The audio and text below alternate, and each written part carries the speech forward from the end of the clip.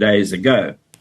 And if you try and answer the question why properly, you'll see that the essence of his complaint is that corruption is going unaddressed in the system as it functions at the moment in South Africa. And the president, while he was still in Brazil, reacted initially to it by invoking the rule of law. Good morning, guys. Good morning. Good morning. Once again, welcome to South Africa Lately, a channel that discusses South African trending news. We do, however, grab here and there from international news. When it is trending enough to be brought here, please do understand that I'm not a politician. I do not have deep knowledge in politics. However, I am a South African citizen who's also a voter, and I do believe that my views count when it comes to political affairs of our super gorgeous country. So yesterday, let's still talk about that yesterday. So I want to share a video clip with you. Paul was being interviewed by Newsroom. He said something prior to the State of the Nation address by the president. He said, we don't need, because there were rumors, people were suspecting that at the end of the day, we're going to find ourselves with the Commission of Enquiry sitting on our laps, something that we don't want because of the past experiences. We saw that there is no tangible outcome or maybe consequences that are supposed to be directed to the people that are implicated. So we don't really like the Commission of Enquiries as South Africans at the moment. We have a whole fight that is as big as this house, and we just don't not get seeing people getting held accountable. So we don't really like Commission of Enquiries. We just feel like they don't work. So now Paul said we don't need it, but what we need, according to the constitution of this country, we need an organ that is like a Chapter 9 institution that is dedicated to dealing with corruption in this country. He said, but that is not going to happen because it doesn't suit politicians. Do you understand? And it was before the address. So when the president came out and said we're having a commission of inquiry, I was like, okay, the president is taking the decision that is only good for politicians and is good for politicians in this country. I was like, where are we headed?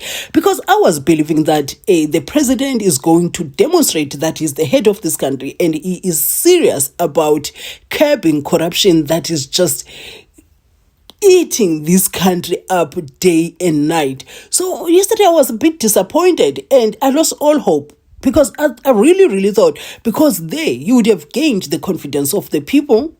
He would have, to some degree, taken the ANC out of the dungeon, because that's where the ANC is at the moment, because South Africans are not going to be voting for the ANC like that. Even us, the people who were voting for the ANC, it does not make sense anymore to even try and defend the ANC, because we have nothing in our hands to defend the ANC. Many voters, I'm talking about the people who used to vote for the ANC, are busy shopping around looking for which political party to vote for. So yesterday, the ANC, through the president, lost a moment because they want to protect themselves, because this is how this feels like. But you are allowed to share your different views in the comment section, because my own views are just my views. They are not the gospel truth. You see what I mean? And when I read the comments of the people, I get to learn, maybe see things from a different perspective. Hey, guys, I want to share this video clip with you so that you listen to this man, and then I'll be back with more commentary right at the end. Ago. And if you try and answer the question why properly, you'll see that the essence of his complaint is that corruption is going unaddressed in the system as it functions at the moment in South Africa. And the president, while he was still in Brazil, reacted initially to it by invoking the rule of law as the way forward in relation to the complaints raised by General MKHWANAZI. And if you consider what the rule of law means in relation to the allegations of corruption that the general has made public, then you go back to the system and see why it is that the system is not working as it should.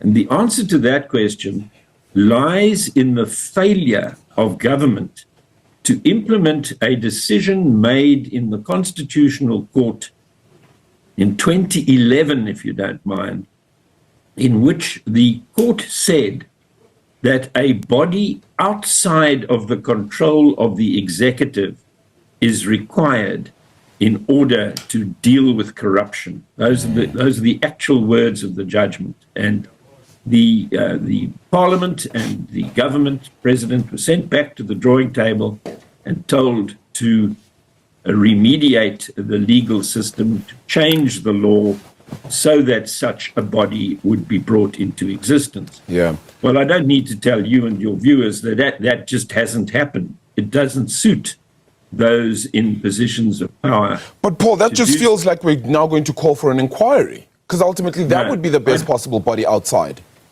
I don't think that an inquiry is required at all. What is required is a body outside executive control to take charge of allegations of corruption, of the entire phenomenon of corruption, including state capture, which is just a fancy form of corruption. A few moments later. A judicial commission of inquiry that will be chaired by Acting Deputy Chief Justice Mbuyisile Madlanga. If you watched up to this point, I'd like to say thank you for watching up to here. And I just feel like the president lost an opportunity to demonstrate leadership and to demonstrate that he is serious about keeping corruption out of this country. And number two, by extension, the ANC lost an opportunity to demonstrate leadership. And I feel like they are focusing more on protecting themselves as individuals, as the leaders of the ANC, than saving the entire ANC. Because if they don't save the ANC, the dignity, if there is still any or maybe restoring the dignity of the ANC, they are going to be out of power soon, the next elections.